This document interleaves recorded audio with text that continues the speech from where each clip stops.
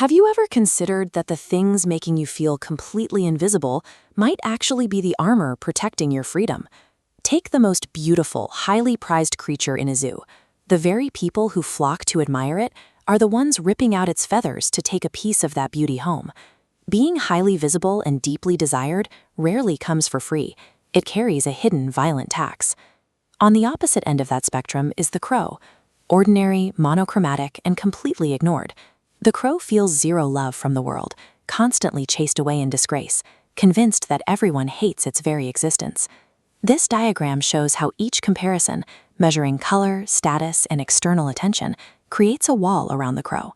By focusing solely on what it lacks compared to others, the crow constructs its own enclosure, one metric at a time.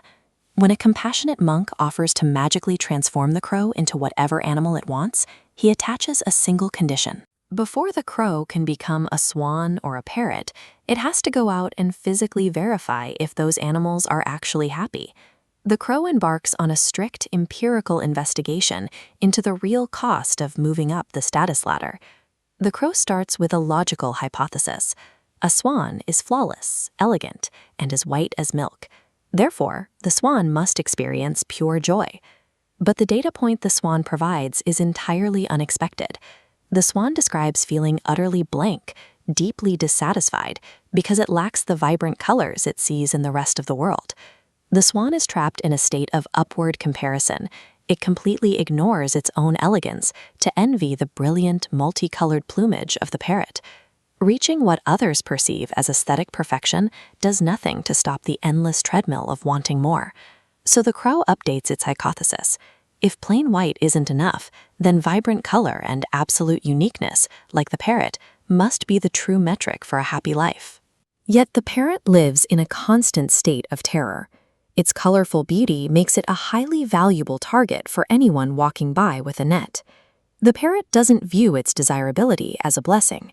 It sees it as a permanent, looming threat to its ability to fly freely in the open air.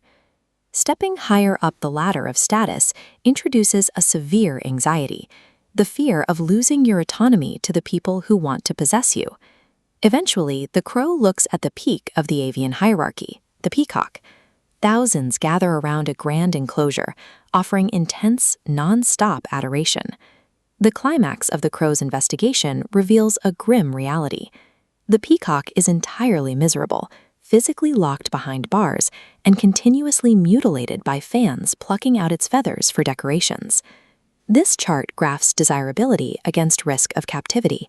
As desirability rises, so does the danger, leaving the ignored crow uniquely safe from capture. The most beautiful bird desperately envies the life the lowest status scavenger is trying to escape. The pinnacle of beauty and status is quite literally a prison. The crow returns to the monk and decisively rejects the magical transformation. It chooses to remain exactly as it is.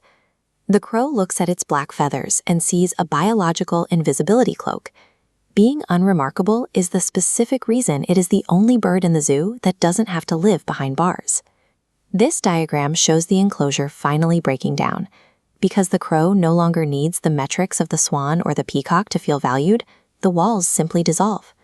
The crow doesn't need to change its color to fly anywhere it wants. It just needs to stop measuring its worth against the very things that get other birds captured.